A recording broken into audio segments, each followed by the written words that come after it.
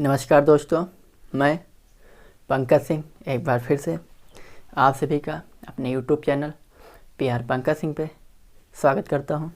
जैसा कि हम भारतीय नदियों का अध्ययन कर रहे थे, उसी कड़ी में आज हम प्रायद्वीपीय भारत की नदियों का अध्ययन करेंगे। जैसा कि उत्तर भारत की नदियों का पढ़ चुके हैं, प्रायद्वीपीय भारत और उत्तर भारत की नदियों के बीच अंतर जो है वो भी हम अध्ययन कर चुके हैं विधिवत।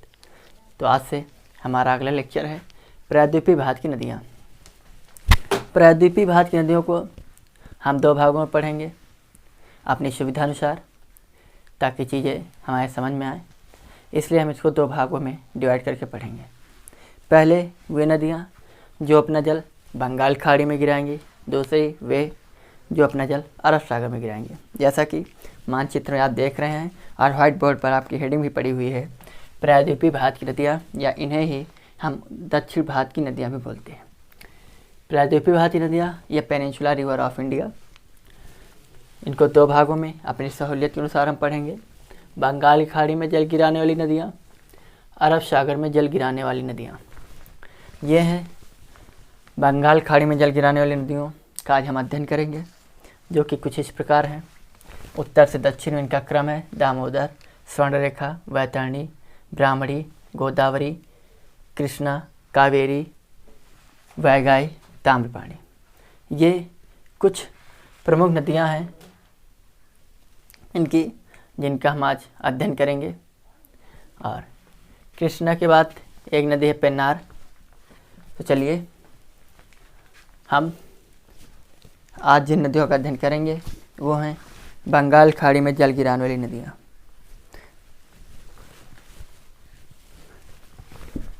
अरब सागर की नदियों को हम रफ करते हैं, इनको अगले लेक्चर में हम पढ़ेंगे। चलिए देखते हैं अरब सागर में जल गिराने वाली नदियों, जो कि कुछ इस प्रकार है क्रमशः। उत्तर से दक्षिण में इनका क्रम है: दामोदर,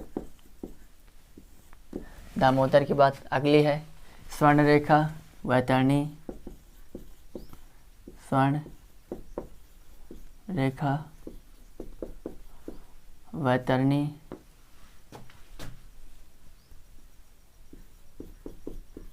वैतरणी के बाद अगली है ब्राह्मणी, महानदी, ब्राह्मणी, अगली है महानदी। महानदी पे दुनिया का सबसे ऊंचा बांध हीराकुंड बांध स्थित है आपका, महानदी। महानदी के बाद गोदावरी, गोदावरी के बाद अगली है कृष्णा, कृष्णा के बाद है पेन्नार, कावेरी, पेन्नार, कावेरी, कावेरी के बाद अगली है वैगाई और ताम्रपाणी, वैगाई और ताम्र पानी, जिसमें से आज हम सबसे पहले दामोदर नदी का अध्ययन करेंगे। दामोदर नदी के बाद स्वर्णरेखा, वैतरणी, ब्राह्मणी क्रमशः हम अध्ययन करते चलेंगे।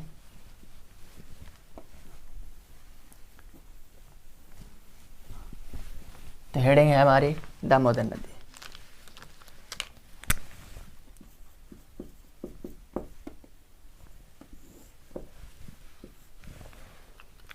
दामोदर नदी छोटा नागपुर पठार से निकलती है और छोटे नागपुर पठार से निकलते हुए ये अपनी भ्रंश घाटी में पूर्व की ओर प्रवाहित होते हुए अपना जल हुगली में छोड़ देती है। हुगली जो कि गंगा की एक उससे विभक्त हुई एक धारा है, जो कि गंगा से दक्षिण की ओर प्रवाहित होती है। दामोदर पूर्व की ओर प्रवाहित होते अपनी भ्रंश घाटी से हुगली में अपना जल छोड़ती है और हुगली के माध्यम से इसका जल बंगाल की खाड़ी में पहुंचता है। अर्थात दामोदर नदी डायरेक्ट यानी सीधे अपना जल बंगाल की खाड़ी में नहीं पहुंचाती है, तो दामोदर नदी अपना जल इनडायरेक्ट पहुंचाती है, अर्थात हुगली नदी के सहारे। हुगली नदी के तट पर ही कोलकाता, जो कि पश्चिम बंगाल की राजधानी, इसके तट पर स्थित है। अर्थात कोलकाता जो है हुगली नदी के तट पर स्थित है। तो चलिए दामोदर के बारे में हम एक दो पॉइंट लिख लेते हैं। सबसे पहले यह छोटा नागपुर पठार से होते हुए, छोटा नागपुर पठार से होते हुए अपनी भ्रंश घाटी में, अपने भ्रंश घाटी में पूर्व की ओर प्रवाहित होते हुए हुगली नदी में अपना जल छोड़ देती है। हुगली नदी में अपना जल छोड़ देती है और उसके बाद हुगली इसके जल को, अर्थात हुगली के माध्यम से इसका जल बंगाल खाड़ी में पहुंचता है। दामोदर नदी को ही पश्चिम बंगाल का शोक कहते थे। पश्चिम बंगाल का शोक भी दामोदर नदी को ही कहते थे। अब पश्चिम बंगाल में इसकी वजह से कोई बाढ़ वगैरह नहीं आती है। उसका रीज़न है कि हुगली, दामोदर जो है उस पर कई सारे बांध, नहरें निकाल दी गई हैं, जिसकी वजह से उसका जल कई सारी धाराओं में डाइवर्ट कर दिया गया है, कई सारे मार्गों में, जैसे नहर है, बांध हैं, इस तरीके से। इसलिए जैसे पश्चिम बंगाल में बाढ़ नहीं आती। अगला अर्थात अगली नदी हम पढ़ेंगे स्वर्णरेखा। स्वर्णरेखा जो है वो झारखंड की राजधानी रांची के समय से निकलते हुए दक्षिण पूर्व की ओर प्रवाहित होती है। तो अगली नदी हमारी है स्वर्णरेखा।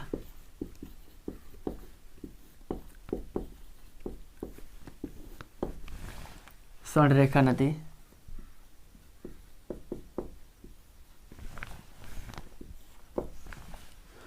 यह झारखंड की रांची के समय से निकलती है, अर्थात झारखंड की राजधानी रांची स्वर्णरेखा नदी के तट पर स्थित है। इस नदी के किनारे कई सारी औद्योगिक इकाइयाँ स्थित हैं झारखंड में, जिसकी वजह से उन इकाइयाँ यानी उन कंपनियों का जो भी अपशिष्ट पदार्थ है, रासायनिक अपशिष्ट पदार्थ है, वो मलबे इसमें लाकर छोड़ दिया जाता है, जिसकी वजह से ये इस नदी में कोई भी जलीय जीव जंतु नहीं पाया जाता है।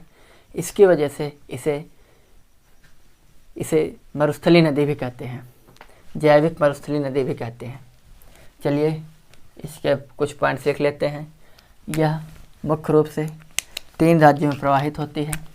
सबसे पहले जहाँ से निकल रही है उस राज्य की झारखंड। झारखंड के बाद अगला राज्य है हमारा झारखंड। झारखंड के बाद अगला राज्य है उड़ीसा, और उड़ीसा के बाद यह पश्चिम बंगाल होते हुए अपना जल बंगाल खाड़ी में छोड़ देती है। स्वर्णरेखा उड़ीसा के, इस पर कंपनियों के रासायनिक अपशिष्ट पदार्थ छोड़े जाने की वजह से इसमें जलीय जीव जंतु नहीं पाए जाते हैं। जलीय जीव जंतु नहीं पाए जाते हैं, जिसकी वजह से स्वर्णरेखा नदी को जैविक मरुस्थली नदी भी कहते हैं।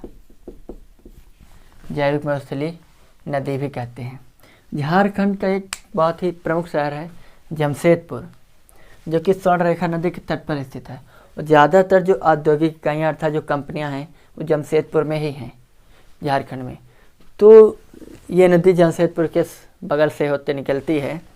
तो जमशेदपुर की जितनी भी कंपनियां हैं, जो भी रासायनिक कंपनियां हैं, उनका जो केमिकल अपशिष्ट पदार्थ यानी रासायनिक अपशिष्ट पदार्थ जो भी कुछ है मलबे के माध्यम से इसमें छोड़ा जाता है, जिसकी वजह से उस रासायनिक तत्वों की वजह से जो भी जीव जंतु हैं वो मर जाते थे।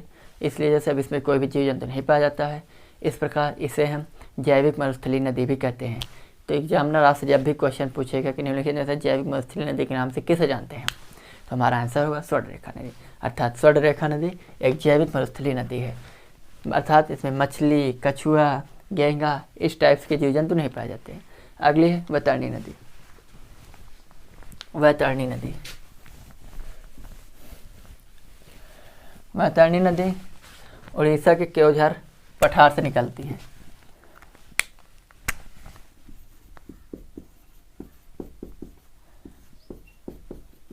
वैतरणी नदी उड़ीसा के केओझर पठार से निकलती है।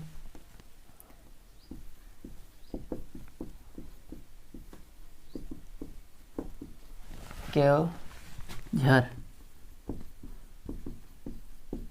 पठार से निकलते हुए यह उड़ीसा के तट पर गिरती है और अपना जल बंगाल खाड़ी में छोड़ देती है। अगली है ब्राह्मणी नदी।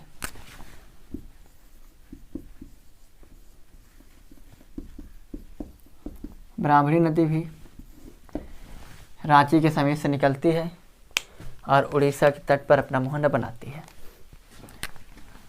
रांची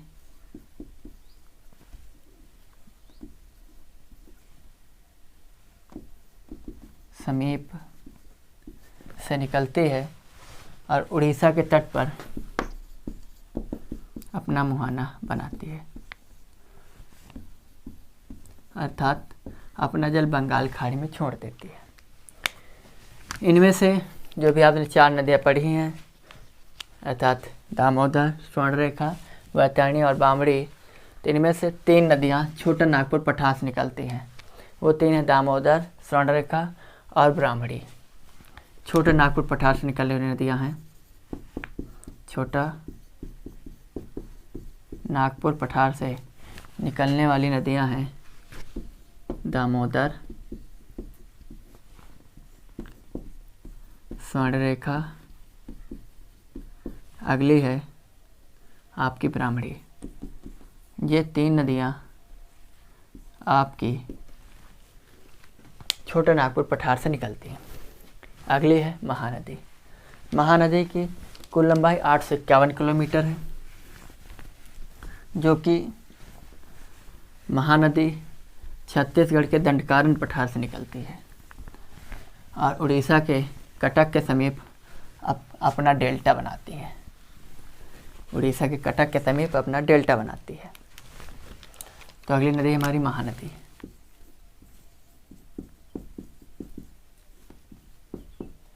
महानदी 5वीं। ये महानदी उड़ीसा के दंडकारण्य पठार से निकलती है और उड़ीसा में ही कटक के समीप अपना डेल्टा बनाती है। साथ ही छत्तीसगढ़ में जो महानदी घाटी है उसे हम छत्तीसगढ़ बेसिन के नाम से जानते हैं। छत्तीसगढ़ बेसिन जो कि दुनिया भर में धान की खेती के लिए बहुत ही प्रसिद्ध है, जिसे हम छत्तीसगढ़ का धान का कटोरा भी कहते हैं।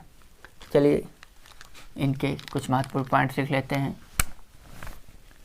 यह महानदी, शायद मैंने उड़ीसा के दंडकारण्य में बोल दिया था, सॉरी माफ़ करना, छत्तीसगढ़ के दंडकारण्य पठार से निकलती है और उड़ीसा में कटक के समीप अपना डेल्टा बनाती है। उड़ीसा में कटक के समीप अपना डेल्टा बनाती है, अपना डेल्टा बनाती है। और छत्तीसगढ़ जो कि महानदी घाटी है, वहाँ पर छत्तीसगढ़ की महानदी घाटी जो है वह धान के उत्पादन के लिए काफ़ी प्रसिद्ध है। धान के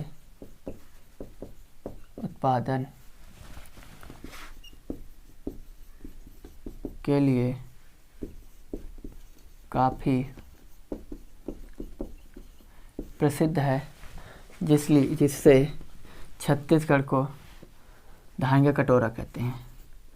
छत्तीसगढ़ को धान का कटोरा कहते हैं। क्लियर? यानी कि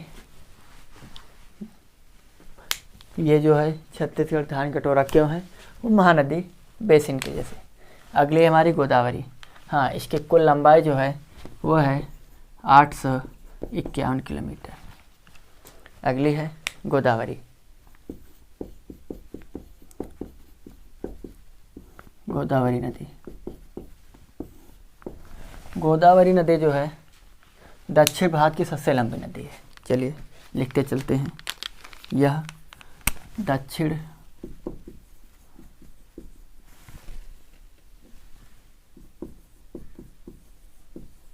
भारत की सबसे लंबी नदी है तथा भारत की दूसरी सबसे लंबी नदी है।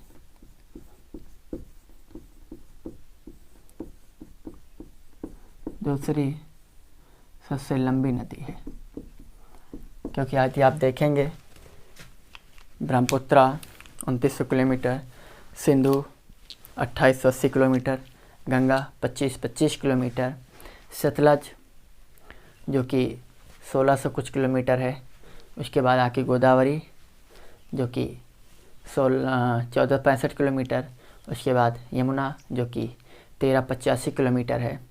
इस प्रकार, लेकिन यमुना जो है गंगा की सहायक नदी, एक सहायक नदी है, लेकिन गोदावरी जो है वो एक नदी है, सहायक नदी नहीं है। उसकी खुद की कुछ सहायक नदियां हैं और गंगा और ब्रह्मपुत्रा, सिंधु और सतलज, इनका उद्गम स्थल भारत में ही नहीं है, भारत के बाहर है। इस प्रकार भारत की सबसे लंबी नदी जो है वो है गोदावरी। तो गोदावरी में ये दक्षिण भारत की सबसे लंबी नदी है तथा ये भारत की दूसरी सबसे लंबी नदी है। इसकी कुल लंबाई जो है वो है 1465 किलोमीटर। साथ ही यह इसे वृद्ध गंगा भी कहते हैं। वृद्ध गंगा भी कहते हैं। और ये 3 राज्यों से होकर प्रवाहित होती है। पहले महाराष्ट्र, क्योंकि महाराष्ट्र के नासिक में त्र्यंबकेश्वर नामक पहाड़ी से निकलती है। महाराष्ट्र में नासिक है, नासिक की त्र्यंबकेश्वर नामक पहाड़ी से निकलती है और महाराष्ट्र, तेलंगाना और आंध्र प्रदेश होते हुए ये अपना डेल्टा आंध्र प्रदेश में बनाती है। तो महाराष्ट्र, तेलंगाना और अगला है आंध्र प्रदेश। ये कुल 3 राज्यों में प्रवाहित होती है। गोदावरी नदी राजमुंदरी के समीप अपना डेल्टा बनाती है। यह अपना डेल्टा जो है राजमुंदरी के समीप बनाती है।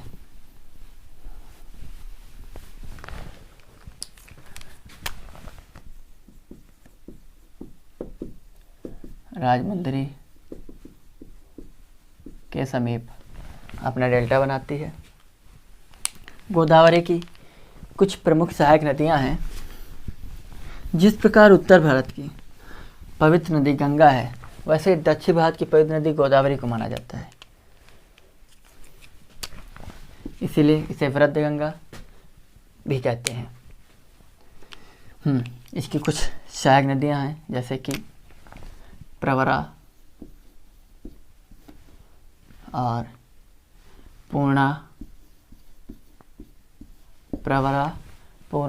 वैनगंगा, पेनगंगा,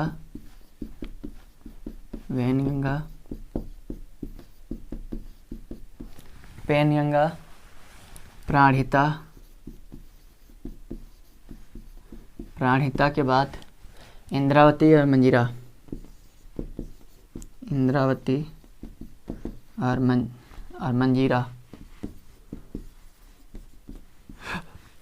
ये इसके कुछ प्रमुख सहायक नदियां हैं। इनमें से जो कि मंजीरा है, ये एकमात्र ऐसी नदी है जो कि दक्षिण की ओर प्रवाहित होते हुए इसे मिलती है, यानी दक्षिण से प्रवाहित होकर आती है, ये दक्षिण से प्रवाहित होकर आती है और इसमें मिलती है। और वैनगंगा गोदावरी की सबसे लंबी सहायक नदी है। वैनगंगा सबसे लंबी सहायक नदी है गोदावरी की। और इंद्रावती नदी उड़ीसा से निकलती है और छत्तीसगढ़ में बस्तर पठार में बहते हुए गोदावरी से मिल जाती है। इंद्रावती ये जो है छत्तीसगढ़ के बस्तर पठार से निकलती है।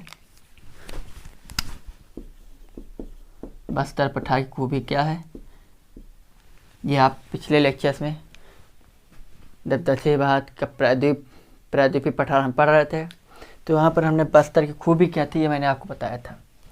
तो यह इंद्रावती छत्तीसगढ़ के बस्तर के पठार से निकलते हुए गोदावरी से मिल जाती है। ये है गोदावरी। गोदावरी के बाद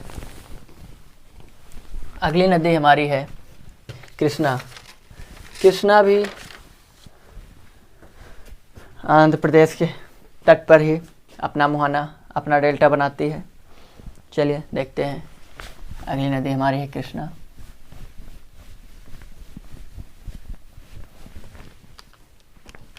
कृष्णा नदी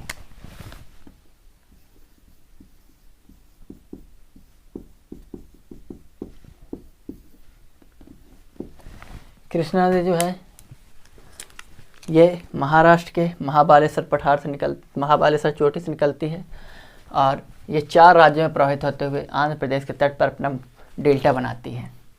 महाराष्ट्र, कर्नाटक, तेलंगाना और आंध्र प्रदेश से प्रवाहित होते हुए जाती है। चलिए देखते हैं हम कृष्णा, जो कि महाराष्ट्र के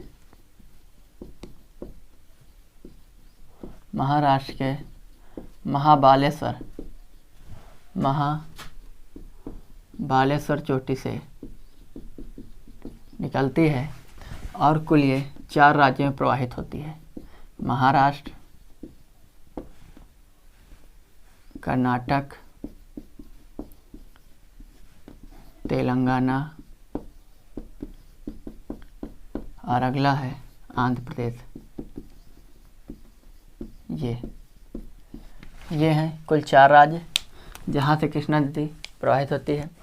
कृष्णा नदी विजयवाड़ा के समीप अपना डेल्टा बनाती है। आंध्र प्रदेश में यह विजयवाड़ा के समीप अपना डेल्टा बनाती है। विजयवाड़ा के समीप अपना डेल्टा बनाती है और विजयवाड़ा आपका आंध्र प्रदेश पड़ेगा।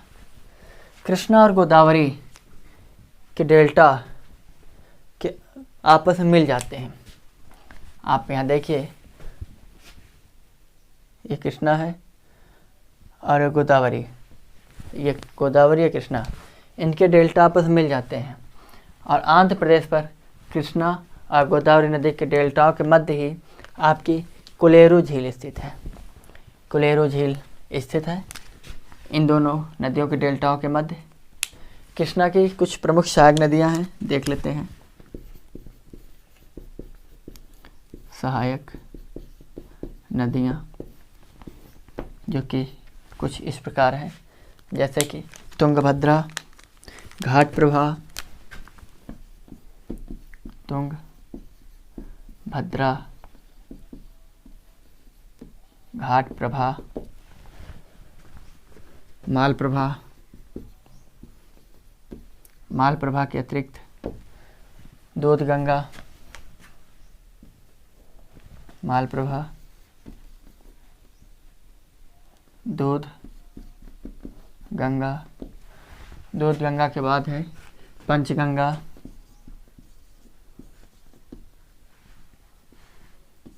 पंचगंगा। पंचगंगा के अतिरिक्त भीमा, कोयना,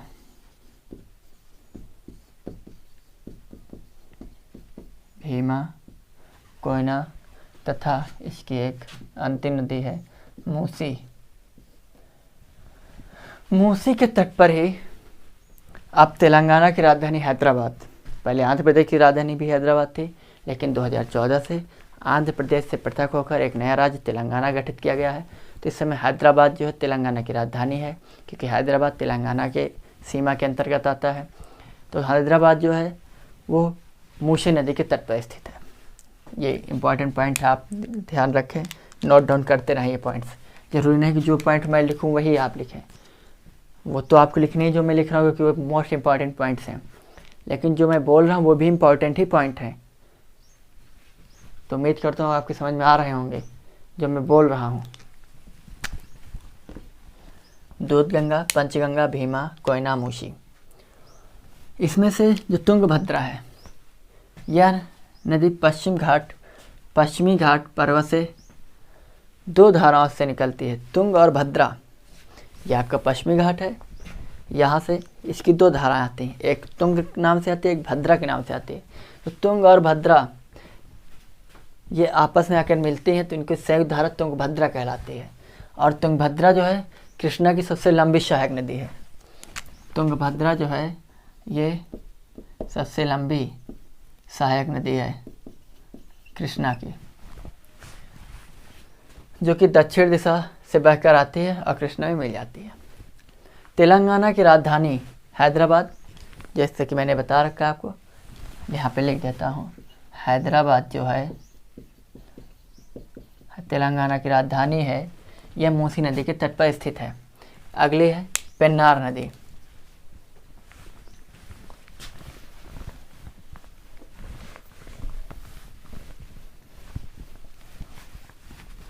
पेन्नार जो है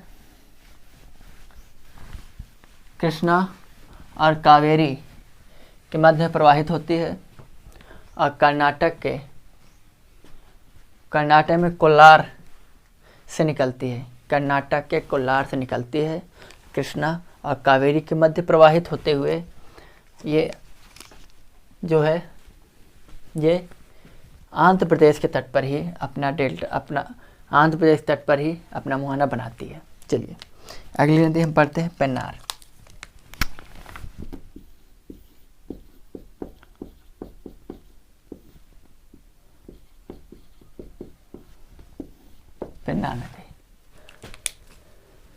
पेन्नार नदी जो है कृष्णा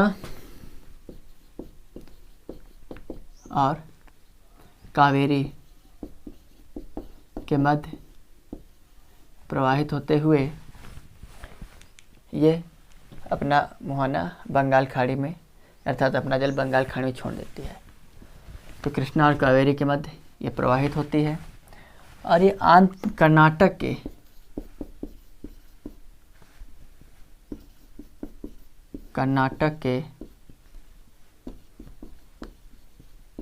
कोलार, ये कर्नाटक में पड़ेगा, कर्नाटक में कोलार से निकलती है। और कोलार जो है ये सोने के खान के लिए मशहूर है, सोने की खान के लिए वह काफ़ी फेमस स्थान है। अगला है कावेरी। कावेरी नदी जो कि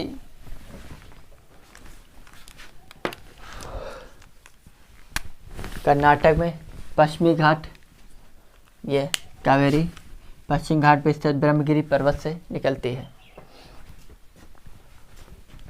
ब्रह्मगिरी जो कि कर्नाटक में स्थित है। चलिए हम अगली नदी पढ़ते हैं, कावेरी। कावेरी नदी, यदि मुझे लगता है कि मैं कृष्णा नदी की लंबाई बताना भूल गया हूँ, तो आप नोट डाउन कर लें। कृष्णा नदी की कुल लंबाई है 1400 किलोमीटर। ठीक है, चलिए देखते हैं। और कृष्णा नदी जो है वह दक्षिण भारत की दूसरी सबसे लंबी नदी है। कृष्णा नदी दक्षिण भारत की दूसरी सबसे लंबी, ये 2 पॉइंट मैं शायद बताना भूल गया या बोल दिया है, तो ठीक है। ये नहीं बताया तो आप वहाँ पे नोट डाउन कर लें कृष्णा नदी पे। चलिए कावेरी नदी। कावेरी नदी जो है कर्नाटक के यानी पश्चिमी घाट पे स्थित कर्नाटक में ब्रह्मगिरी चोटी से निकलती है, यानी इसका उद्गम स्थान क्या है, ब्रह्मगिरि पर्वत। अब ब्रह्मगिरि पर्वत जो है ये आपका पश्चिमी घाट में कर्नाटक में पड़ेगा, यानी कर्नाटक के अंतर्गत जो पश्चिमी घाट है वहीं पर यह ब्रह्मगिरि पर्वत स्थित है। पश्चिमी घाट पर वहीं से इसका उद्गम स्थल है कावेरी का। यह 2 राज्यों में प्रवाहित होती है, कर्नाटक और तमिलनाडु में।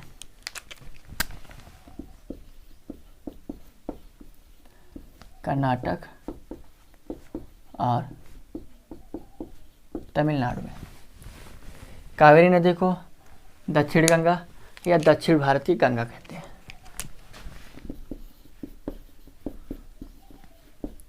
दक्षिण गंगा या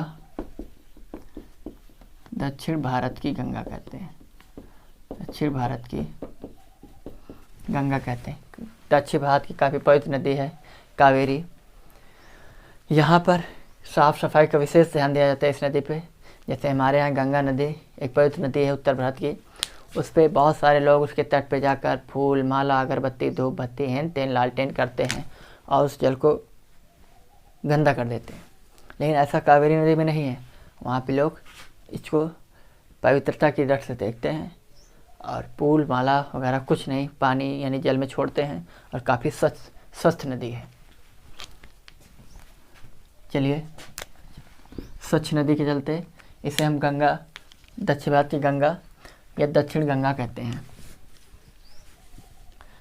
कावेरी नदी की घाटी धान उत्पादन के लिए काफ़ी प्रसिद्ध है, इसलिए कावेरी नदी घाटी के प्रवाह क्षेत्र को rice bowl of South India कहा जाता है, अर्थात दक्षिण भारत के धान का कटोरा।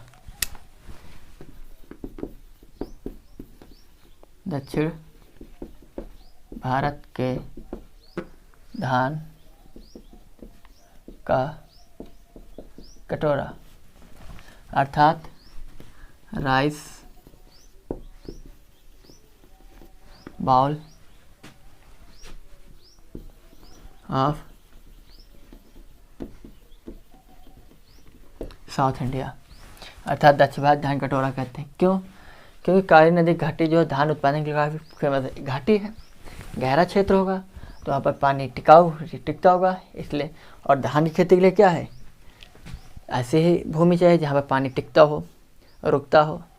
तो घाटी है तो अर्थात ये तो निश्चित है कि पानी रुकता होगा, तो इसलिए वहाँ पानी टिकता है। और ये धान के खेती के लिए काफ़ी उपयोगी भूमि होती है, इसलिए ये धान के उपज के लिए उत्पादन के लिए काफ़ी प्रसिद्ध क्षेत्र होता है, इसलिए इसे दक्षिण भारत के धान का कटोरा कहते हैं। हालांकि कावेरी नदी 2 राज्यों में प्रवाहित होती है, लेकिन इसका जलग्रहण क्षेत्र 4 राज्यों में है। 2 तो ही हैं, कर्नाटक और तमिलनाडु, साथ ही केरल और आंध्र प्रदेश।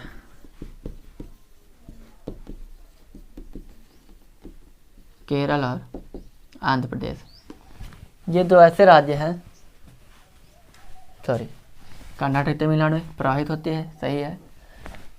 जैसे सपोज दैट ये है कावेरी, तो बहते ही कुल जिसका जो जलग्रहण क्षेत्र है, जैसे इधर आपका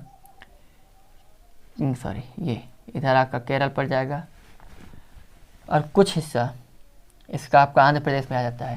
तो इसका जो जलग्रहण क्षेत्र 4 राज्यों में है, लेकिन जल प्रवाह जो होता है सिर्फ 2 राज्यों में है, वो है कर्नाटक और तमिलनाडु। चलिए, इसीलिए कावेरी जल विवाद 4 राज्यों में रहता है सदैव। इन 4 राज्यों में कर्नाटक, तमिलनाडु, केरल और आंध्र प्रदेश। कावेरी की कुछ सहायक नदियां हैं, इनमें से कुछ प्रमुख हैं, देख लेते हैं। कावेरी की सहायक नदियां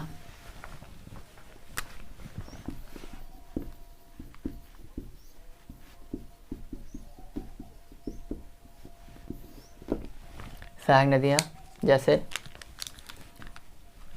सिमसा,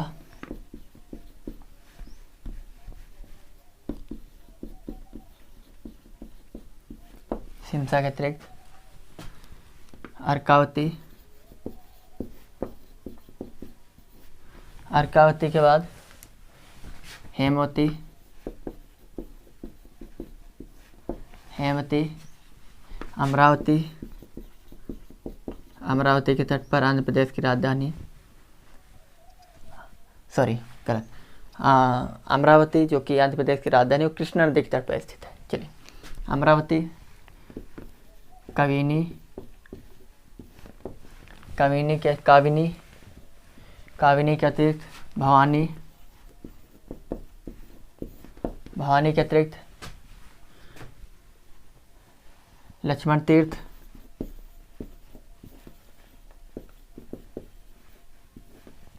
लक्ष्मण तीर्थ के अतिरिक्त लोकपानी,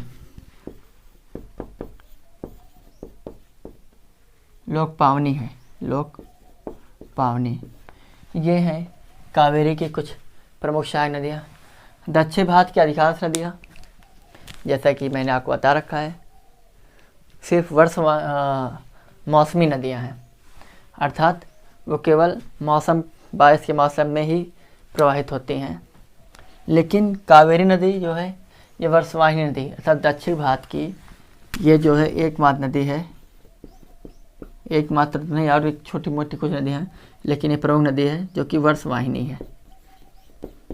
दक्षिण भारत की एक ऐसी नदी जो वर्षवाहिनी है, वो है कावेरी नदी। कावेरी नदी दक्षिण भारत की एकमात्र नदी है जो साल भर प्रवाहित होती है, अर्थात वर्षवाहिनी है, क्योंकि कावेरी नदी जल के दो स्रोत हैं। पहला, ऊपरी जल ग्रहण क्षेत्र दक्षिण पश्चिम मानसून से, तथा निचले जल ग्रहण क्षेत्र से, जो कोरोमंडल तट पर उत्तर पूर्वी मानसून से मिलता है। देखिए, यह है आपका कर्नाटक, यहाँ से पहले इधर आपका ऊपरी जल ग्रहण क्षेत्र के कहने का तात्पर्य है जो भी ये नदियाँ हैं, जो भी झीलें हैं, छोटे मोटे पोखर हैं, तालाब हैं, ये प्रायद्वीपीय पठार पर स्थित है। प्रायद्वीपीय क्षेत्र कैसा है? पठारी है, जिसकी वजह से उनमें दरारें पड़ चुकी हैं। दरारों के चलते इनसे पानी रस रस के आता रहता है, क्योंकि नीचे पड़ जाती है इस नदी पे। इस वजह से पहला तो रीजन ये है कि इस वजह से ये इसको पानी मिलता रहता है, वर्षवाहिनी। दूसरा ये है कि इधर आका मालाबार तट है।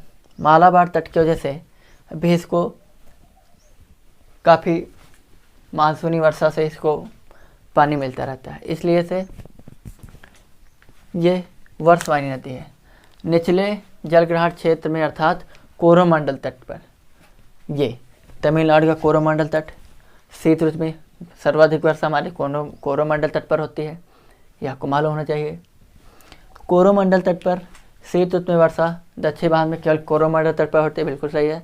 उत्तर पूर्वी मानसून से तमिलनाडु के कोरोमंडल, ये आपका उत्तर पूर्व है, उत्तर पूर्व से जो भी मानसून आता है शीत ऋतु में, वो सीधा आकर इधर आता है और बंगाल खाड़ी से उसको ज़बरदस्त नमी मिलती है, और नमी मिलने के बाद जैसे आगे बढ़ता है तो कोरोमंडल तट से टकरा कर यह यहाँ पर अच्छी खासी वर्षा करता है, जिसकी वजह से शीत ऋतु में कोरोमंडल तट की वजह से जो भी बारिश होती है उससे कावेरी नदी को एक अच्छी मात्रा में जल की प्राप्ति होती है, जो कि वर्षवाहिनी नदी होने के लिए वो सहायक है।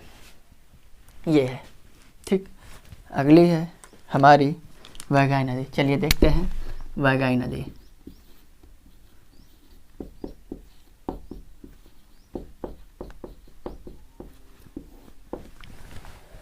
वैगाई नदी जो है तमिलनाडु के वरुचनाथ पहाड़ी से निकलती है। ये यहाँ पर वरुचनाथ पहाड़ी है, हमने बरूच लिख दिया, सॉरी, वरुच है। वरुचनाथ पहाड़ी से निकलती है। मदुरई या मदुरै दोनों नाम से, कहीं मदुरई होता है, कहीं मदुरै होता है। वैगाई नदी के तट पर है। कई बार पूछ लिया जाता है कि मदुरै या मदुरई, जो कि तमिलनाडु के एक प्रमुख स्थल है, किस नदी के तट पर है, तो आपको मालूम होना चाहिए वैगाई नदी के तट पर है। वैगाई नदी रामेश्वरम के पास अपना मुहाना बनाती है, अर्थात पाक जल संधि में अपना मुहाना बनाती है। चलिए देखते हैं वैगाई नदी। वैगाई नदी का उद्गम स्थल वरुचनाथ पहाड़ी।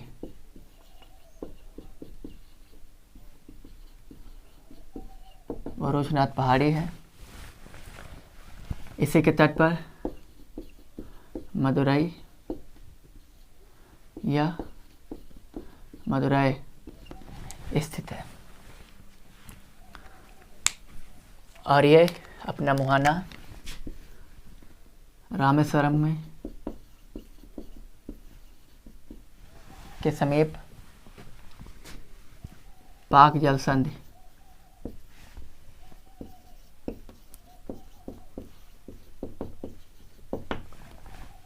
जलसंधि में बनाती है अपना मुहाना।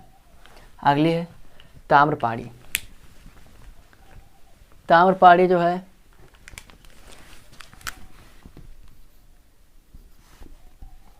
ये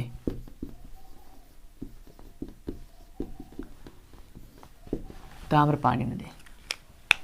ताम्रपाणी नदी काडामम, यह है अन्नामलाई की एक पे स्थित एक चोटी है काडामम, जो कि दक्षिण भारत की सबसे दक्षिणतम चोटी है। काडामम को इलायची पहाड़ी के नाम से भी जानते हैं, जो कि आप प्रायद्वीपीय भारत के पठार में पढ़ चुके हैं। अन्नामलाई या जो कि इसी की एक चोटी है काडामम, जो कि दक्षिण भारत की सबसे दक्षिणतम पहाड़ी है, उसी पे स्थित है। वहीं से निकलती है ताम्रपाड़ी और मन्नार खाड़ी में अपना मुहाना बनाती है या अपना जल गिराती है। काडामम पहाड़ी से निकलती है और मन्नार की खाड़ी में अपना जल गिराती है। यह है आज का लेक्चर, जो कि कंप्लीट हुआ और उम्मीद करते हैं कि आपको बखूबी समझ में आया होगा। आप सभी खूब पढ़ें, खूब बढ़ें, स्वस्थ रहें, स्वच्छ रहें और मस्त रहें। ये कैसा सीज़न चल रहा है, ना ही बहुत ठंडी है ना ही बहुत गर्मी है, क्योंकि गर्मी की वजह से लोग नहीं पढ़ पाते, ठंडी में ठंडी की वजह से नहीं पढ़ पाते हैं।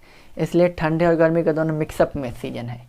मिक्सअप मानसून होने की वजह से बहुत ही अच्छा मानसून है, बहुत ही अच्छा सीज़न चल रहा है पढ़ाई की दृष्टिकोण से।